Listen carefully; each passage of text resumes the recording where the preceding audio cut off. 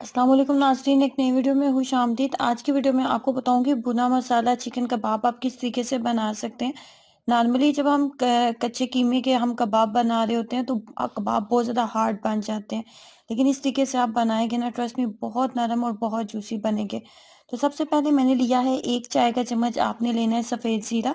उसके बाद इसके अंदर हम डालेंगे गोल लाल मिर्चों का इस्तेमाल करेंगे, और मज़ीद हम इसके अंदर 2 से 3 अदद हम जो है सब्ज़ इलायची डालेंगे। आधा किलो मैंने बोनलेस चिकन लिया था, जिसके साथ मैं ये कबाब बना रही हूँ। तो इसमें आपने बहुत ज़्यादा मसाले जो है वो नहीं डालने, बस आधा किलो चिकन के हिसाब से तमाम मसाले डालेंगे। सब्ज़ इलायची की मिकदार को ज़्यादा ना कीजिएगा, वरना जो कबाब है कड़वे भी हो सकते हैं। एक दरमियाने साइज़ का प्याज लिया था, प्याज को मैंने, आप देख रहे हैं, बड़े बड़े साइज़ में मैंने कट कर लिए। उसके बाद आधा किलो के करीब तकरीबन मेरे पास बोनलेस चिकन था।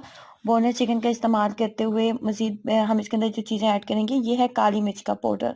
आधा खाने का चम्मच काली मिर्च का पाउडर ऐड कर रही हूँ। उसके बाद आधा ही खाने का चम्मच मैं इसके अंदर ऐड करूंगी लाल मिर्च पाउडर। लाल मिर्च पाउडर ऐड करने के बाद मज़ीद हम इसके अंदर जिस चीज़ का इस्तेमाल करेंगे वो है नमक।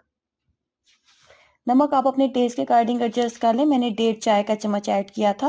1.5 चाय का चम्मच नमक ऐड करने के बाद मज़ीद हम इसके अंदर लहसुन और लाल सब्ज़ मिर्च का पेस्ट ऐड करेंगे। आप सब्ज़ मिर्च साबुत भी ऐड कर सकते हैं। मेरे पास पेस्ट था, इसलिए मैंने पेस्ट 1 चाय का चम्मच ऐड कर लिया है। सब्ज़ मिर्चों का पेस्ट ऐड करने के बाद लहसुन और अदरक का पेस्ट इसके अंदर 1 खाने का चम्मच आएगा। 1 खाने का चम्मच सब्ज़ मिर्चों का पेस्ट ऐड किया। आप 2 से 3 सब्ज़ मिर्चें इसके अंदर ऐड कर सकते हैं। उसके बाद इसके अंदर जो हमने सफ़ेद ज़ीरा, लाल मिर्च पाउडर और 2 से 3 सब्ज़ इलायचियाँ ली थी, उनको अच्छे से पीस के इसके अंदर ऐड कर देंगे और चॉपर को अच्छे से 10 मिनट चला लेंगे।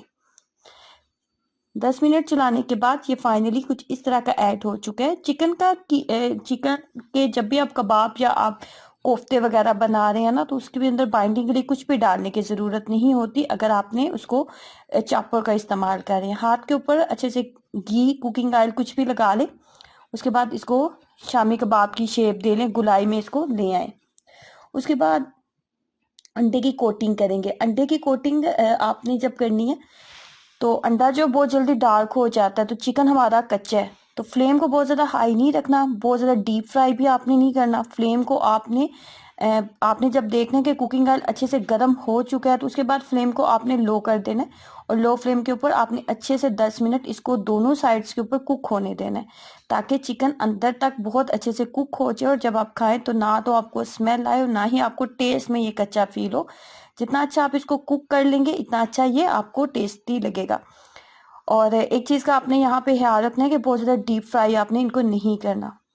मैंने इसको चेक कर लिया था, ये बहुत अच्छे से कुक हो चुका है।